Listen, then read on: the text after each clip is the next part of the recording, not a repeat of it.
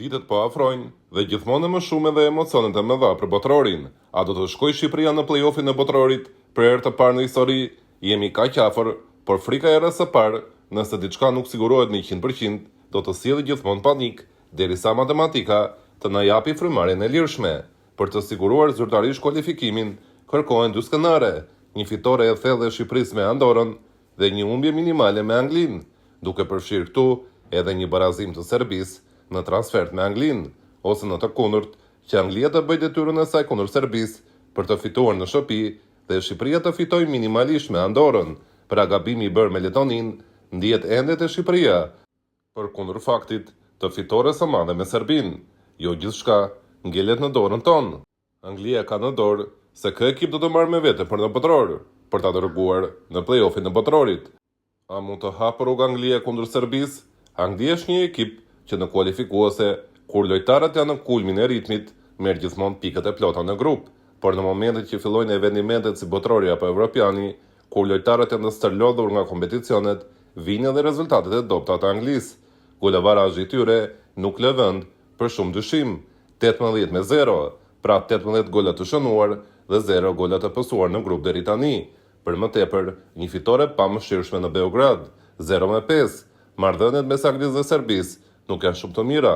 Vučić ka akuzuar Britaninë se ka mbështetur fuqimisht dhe ekonomikisht protestat kundër tij në Serbi, ndërsa edhe në Beograd pati përleshje mes tifozëve serb dhe atyre anglez, por deklaratat e trajnerit Tuchel kanë ngjartur pak diskutime. Pasi siguroi matematikisht kualifikimin, ai tha: "Kundër Serbisë dhe Shqipërisë do të luajmë me lojtarët e Stolit." Por cilët janë lojtarët e Stolit të Anglisë? Rashford i Barcelonës, Eze i Arsenalit, Loftus-Cheek i Milanit. Pra ka shumë emra që janë jo vetëm të frikshëm, por që do të tentojnë me çdo mënyrë për të bindur Tuchel që tu besojnë në të ardhmen. Ndërkohë edhe marrëdhëniet e Anglisë me Shqipërinë nuk janë kaq të mira. Para pak ditësh, Skënderbeu 19 barazoi në shtëpi ndaj Aston Villës 19 në Europë, 1-1. Pas kësaj fitore, një sjellje e turpshme pasoi nga anglezët, kur ndeshja përfundoi, vetëm 2 lojtarë të Aston Villës përshëndetën futbollistët korçar, të tjerët u larguan dhe nuk e përtypën dot inatin e një barazimi me shqiptarët. Madje ata krijuan një trillim për një histori të pavërtet, ku sipas tyre tifozët shqiptar kënduan kore raciste kundër tyre dhe dërguan çështjen në Komisionin e Disiplinës të UEFA. Prandaj askush nuk duhet të llogarisë së sigurt një dhuratë nga Anglia.